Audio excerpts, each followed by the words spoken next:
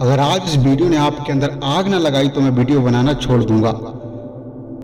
आज मैं ऐसे आईएएस ऑफिसर की कहानी आपके सामने लेकर आया हूं जिनके बारे में सुनने के बाद आप अंदर तक हिल जाएंगे, आपके रोंगटे खड़े हो जाएंगे, आपकी आंखों में आंसू होंगे। मैं दावे के साथ कह सकता हूं कि ये वीडियो आपकी जिंदगी का सबसे बड़ा मोटिवेशन होने वाला है। अगर आप इस वीडियो के अंत तक बने रहे तो निश्चित ही आप बहुत कुछ सीखने वाले हैं।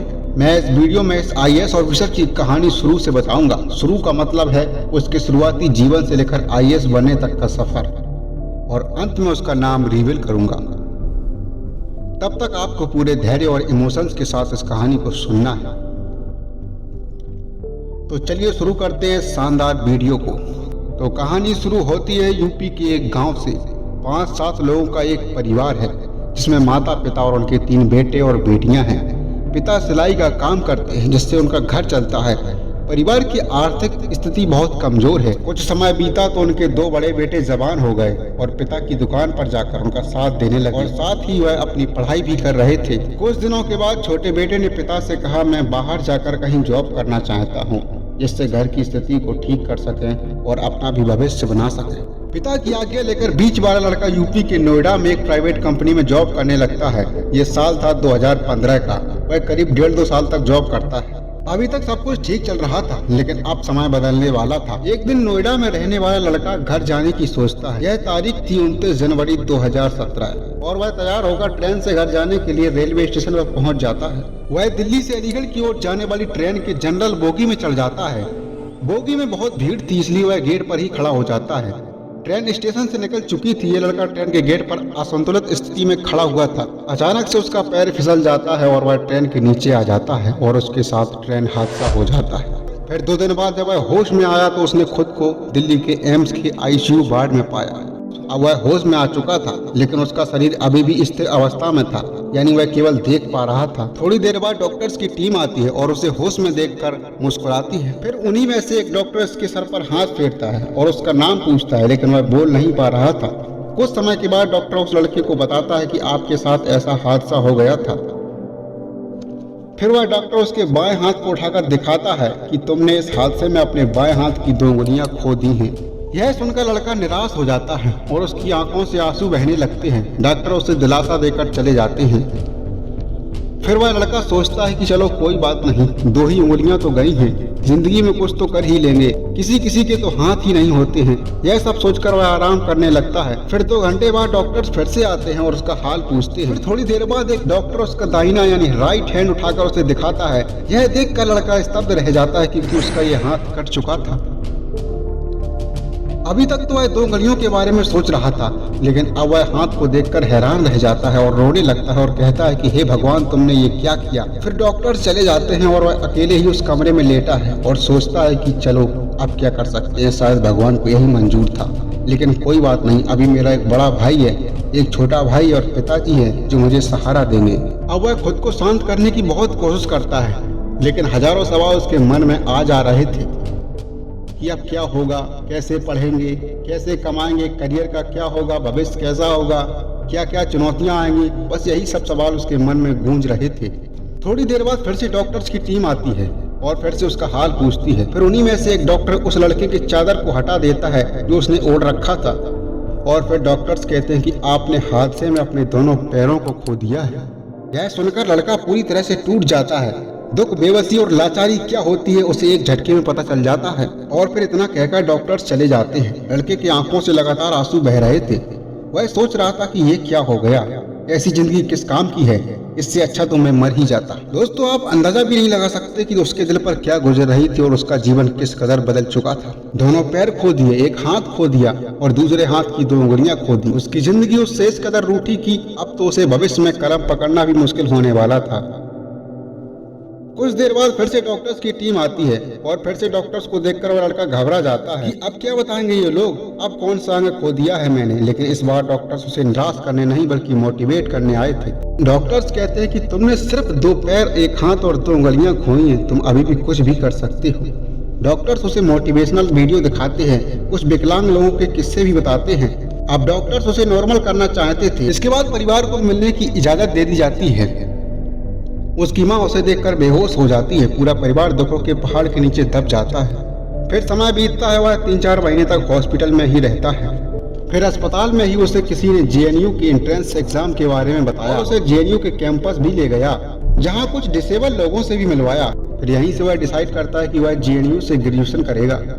इसके बाद वह हॉस्पिटल से डिस्चार्ज कर दिया जाता है और घर आ जाता है। घर पर आकर अब वह यही सोचता है कि जो कुछ भी हुआ उसे भूल जाओ और एक नई जिंदगी की शुरुआत करो।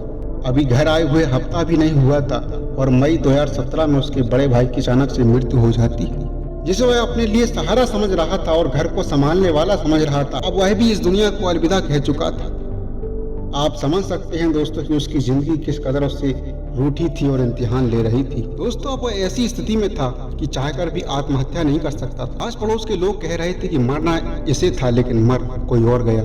धीरे धीरे फिर समय गुजरा। जेएनयू का एंट्रेंस एग्जाम दिया, फेल हो गया। अब वह पूरी तरह से टूट चुका था। उसका हर सपना चकनाचूर हो गया था। लेकिन वो कहावत है ना कि एक सपना टूटने के बाद दूसरा सपना देखने वाले को ही हिम्मत वाला कहा जाता है। दोस्तों, आप खुद सोचिए कि वह करे तो क्या करे, कुछ करने के लिए कहां से मोटिवेशन लाए। लेकिन कमाल है उसके हौसले को, सलाम है उसकी हिम्मत को। वो फिर से जेएनयू का एंट्रेंस एग्जाम का फॉर्म भर देता है और एक आप जो मॉक टेस्ट में कम नंबर आने के बाद 1 हफ्ते तक डिप्रेशन में चले जाते हो। ऐसे बनेंगे आप आईएएस? अरे जान लगा दो या फिर जाने दो, समय को क्यों बर्बाद कर रहे हो। दोस्तों, अपनी कहानी पर वापस आते हैं। दूसरी बार वह फिर से जेएनयू का एंट्रेंस एग्जाम देता है और इस बार वह पास हो जाता है। यह देखकर वह बहुत खुश होता है क्योंकि इतने दिनों के बाद उसने खुशी देखी थी और उसे अब जीने की राह मिल जाती है। दोस्तों, अब उसे जेएनयू में बीए में एडमिशन लेना था, जिसके लिए उसे 4000 रुपए की जरूरत थी। फिर वह अपने गाँव में और रिश्तेदारों से 4000 रुपए मांगता है तो उसे 4000 रुपए नहीं मिलते हैं, जो कि उसे जेएनयू में फीस के तौर पर भरने थे। फिर वह अपने दिल्ली वाले दोस्त को फोन करता है तो दोस्त कहता है कि आप आ जाइए, यहाँ पर पैसों का जुगाड़ हो जाएगा। जैसे ही वह दिल्ली पहुँचता है तो उसका दोस्त उसे बताता है कि तुम्हें कुछ गरीब बच्चों को ट्यूशन पढ़ाना होगा, जिसके बदले में तुम्हें 4000 रुपए महीने के मिलेंगे। यह सुनकर यह लड़का तुरंत हामी भर देता है और अपना एडमिशन करवा कर बच्चों को पढ़ाना शुरू कर देता है। फिर समय बीतता है और वह लाइब्रेरी भी जाने लगता है। लाइब्रेरी की ओर से उसे एक पुराना लैपटॉप दे दिया जाता है, जिससे अब वह इंटरनेट पर भी पढ़ सकता था। कुछ समय के बाद कुछ लोग इन्हें आईएएस के एग्जाम के बारे में बताते हैं। इससे पहले इसने कभी आईएएस के एग्जाम के बारे में नहीं सुना था।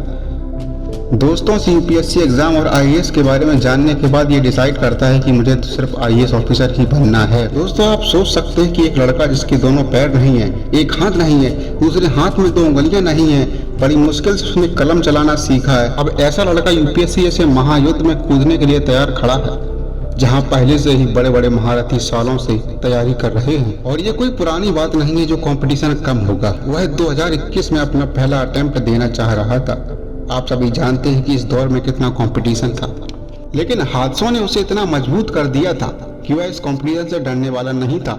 हौसलों की कश्ती पर सवार होकर आत्मविश्वास रूपी ध्वज को अपने हाथ में लेकर वह यूपीएससी के भंवरजाल में कूद पड़ता है और आईएएस बनने की कसम खा लेता है। 2021 में वह अपना पहला अटेम्प्ट देता है और प्रीलिम्स में फेल हो जाता है। फिर और मन लगाकर वह पढ़ाई करता है। 2022 में अपना दूसरा अटेम्प्ट देता है। इस बार वह प्रीलिम्स में पास हो जाता है।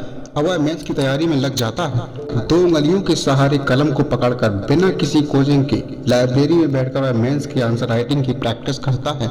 वो मेंस एग्जामिनेशन को निकालने के लिए पूरी जान लगा देता है और फिर वह 2 उंगलियों से यूपीएससी का मेंस लिखता है। फिर जब रिजल्ट आता है तो यूपीएससी के मेंस एग्जाम को वह क्लियर कर जाता है और इसके बाद वह इंटरव्यू की तैयारी में लग जाता है। इसके बाद वह इंटरव्यू देने जाता है। इंटरव्यू में उससे कई सवाल किए जाते हैं। इंटरव्यू के दौरान उससे एक मेंबर पूछता है कि आप एक स्पेशल कैटेगरी से आते हैं, अगर आप आईएएस ऑफिसर बनते हैं तो उस स्पेशल कैटेगरी के लोगों के लिए किस तरह की स्कीम बनाना चाहेंगे।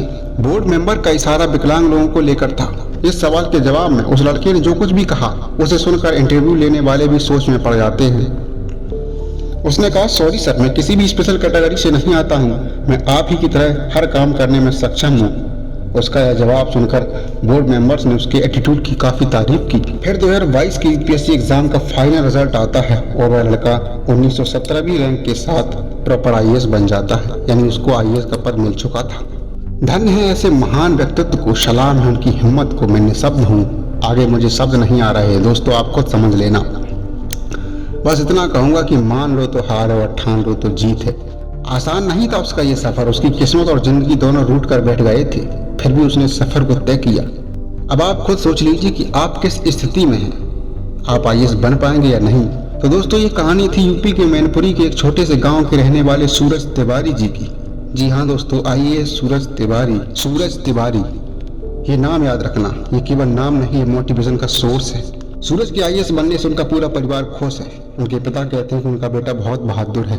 सूरज की माँ कहती है कि भगवान इतनी हिम्मत और हौसलों वाला बेटा सबको दे। सूरज की माँ कहती है कि इस स्थिति में होने के बाद भी वह कहता था कि माँ तुम घबराना मत, मैं पैसे कमाऊंगा। तो दोस्तों ये थी आइए सूरज तिवारी की कहानी, और अंत में खुद की लिखी एक कविता या कुछ लाइनें आपको सुनाना चाहता हूँ जो आइए सूरज तिवारी जी को समर्पित है। सुनिए। क्या करूं मैं, क्या लड़ जाऊं या कुछ और करूं मैं, क्या करूं मैं, क्या लड़ जाऊं या कुछ और करूं मैं, वक्त नाजुक है अपनी सांसों को बचा कर रखूं या मर जाऊं मैं। आसमान के तारे भी अब टिमटिमाना छोड़ गए, आसमान के तारे भी अब टिमटिमाना छोड़ गए, थे जो साथी करीब अब वह भी मुँह मोड़ गए। अब बचा ना कोई आस्तियाना इस जहां में मेरा, अब बचा ना कोई आस्तियाना इस जहां में मेरा, अब नहीं रहा पूछने वाला क्या हाल है तेरा। चांद भी फीका है अब शाम भी झिलमिलाई हुई, वक्त की थपेड़ से है जिंदगी कुमलाई हुई। मेरे सपनों की नदी जो समंदर से भी गहरी थी अब सूख कर बंजर रेगिस्तान में बदलने लगी। अब बर्फबारी हवाएं नहीं, तेज रेगिस्तानी आंधियां चलने लगी। अब खूबसूरत सामे नहीं घनघोर काली रातें हैं, अब खूबसूरत सामे नहीं घनघोर काली रातें हैं। अब किसी और से नहीं बल्कि खुद से ही खुद की बातें हैं। है मुझे उम्मीद अब भी वक्त फिर से बदलेगा, मैं करूंगा कुछ ऐसा कि इतिहास मेरा भी जमाना लिखेगा। मेरे समंदर में भी सुनामी आएगी, मेरी भी एक नई कहानी लिखी जाएगी। होगा आगाज और अंजाम भी होगा मेरा, तो हो चुका अब इस दुनिया का इम्तिहान होगा। रख हौसला वो दौर भी आएगा जब ये काले घने बादल हवा में बदल जाएंगे। इस जहां की सारी बर्फ पानी बनकर बह जाएगी, समंदर की डरावनी लहरें भी ठंडी पड़ जाएंगी। ये आसमां भी सिमट कर मेरी आगोश में आएगी। होगा इस काली रात का भी सवेरा, होगा इस काली रात का भी सवेरा, होगा इस जहां में मेरा भी एक सुंदर बसेरा। तपिश सूरज की मैं झेल रहा हूँ, एक दिन अंगारा बन के निकलूंगा। समंदर की लहरों से लड़ रहा हूँ, एक दिन तूफान बनकर निकलूंगा। मैं लड़ रहा हूँ पूरे जज्बे के साथ, मैं लड़ रहा हूँ पूरे जज्बे के साथ। सही वक्त आने दो, मेरे सामने ये हिमालय भी छोटा नजर आएगा। समंदर भी दरिया बनकर रह जाएगा, बस थोड़ा वक्त और लगेगा। ये धूल भरी आंधियां भी ठहर जाएंगी। ना बनूंगा वो झरना जिसे नदी संभालती है, ना बनूंगा वो झरना जिसे नदी संभालती है। अपनी मेहनत से बनूंगा वो दरिया जिसमें नदी भी डूब जाती है, अपनी मेहनत से बनूंगा वो दरिया जिसमें नदी भी डूब जाती है। मैं सच करूंगा वो सभी सपने जो मेरी माँ अपनी आंखों में सजाती है। वक्त जरूर बदलेगा, मेरे दिल की आवाज़ शोर मचाती है। मैं वो दरिया बनूंगा जिसमें नदी डूब जाती है, मैं वो दरिया बनूंगा जिसमें नदी डूब जाती है, मैं वो दरिया बनूंगा जिसमें नदी डूब जाती है। वक्त खराब है इसलिए मौन हूँ, सही वक्त आने पर बताऊंगा कि मैं कौन हूँ। अब इसके सभी आईएएस आईपीएस को हमारा जय हिंद, जंग जारी रहेगी।